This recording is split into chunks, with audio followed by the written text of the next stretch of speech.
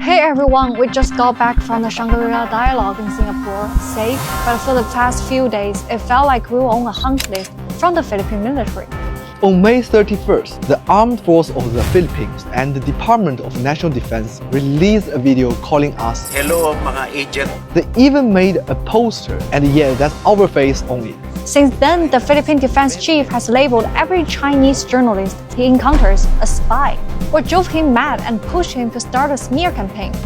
Today we are unpacking this malicious information war that played out during this year's Shangri-La Dialogue. It all started with a routine interview request. Defense Minister, can I ask a quick question? Yes. We approached the Philippine Defense Secretary, Gilberto Teodoro, respectfully, on camera, with a set of fair, if pointed, questions.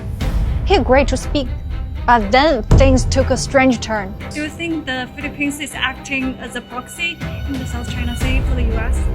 I'm sure China asks that, right?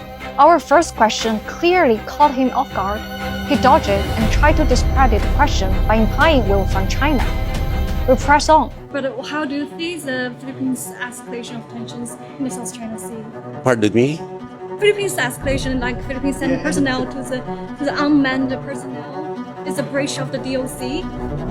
I don't understand the question. China and the Philippines work together to promote regional Well, peace. if China goes away from Philippine territory, if China It's stops, not part of the Philippine territory, right? it is no under UNCLOS that is Philippine territory, and China is You inventing. can tell he's very angry, being challenged, and he made a big mistake. He claimed it's Philippine territory under UNCLOS, except that's not what UNCLOS says. Anyone familiar with the treaty knows that UNCLOS governs maritime entitlements, not territorial sovereignty. It allocates rights to sea zones based on existing land sovereignty, not the reverse. Using it to claim territory is a deliberate distortion. The defense secretary even doesn't know the basic international law.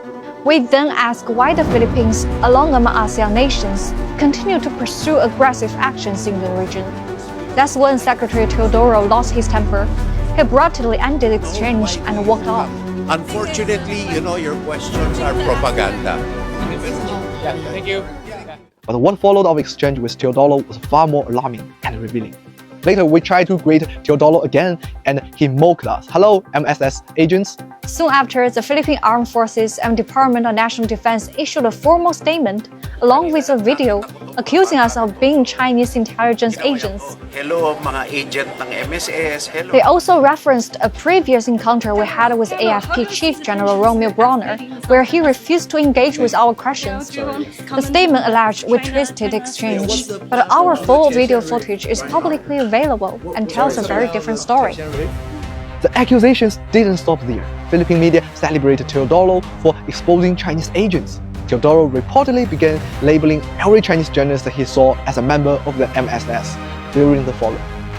The next day, things escalated. At the venue entrance, security stopped us. The IISS media officer informed us that our press credential had been revoked.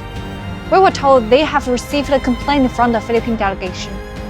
We raised the issue of being falsely accused of espionage, a charge that carries serious consequences in any international setting. It's supposed to be a platform for dialogue, but what we encountered on the ground was a stage for stirring conflict, playing politics, and even spreading false claims.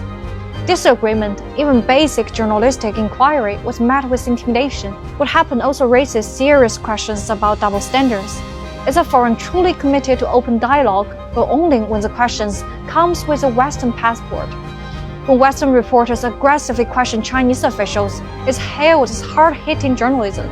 When Chinese journalists ask tough questions, we were accused of espionage and removed from the room.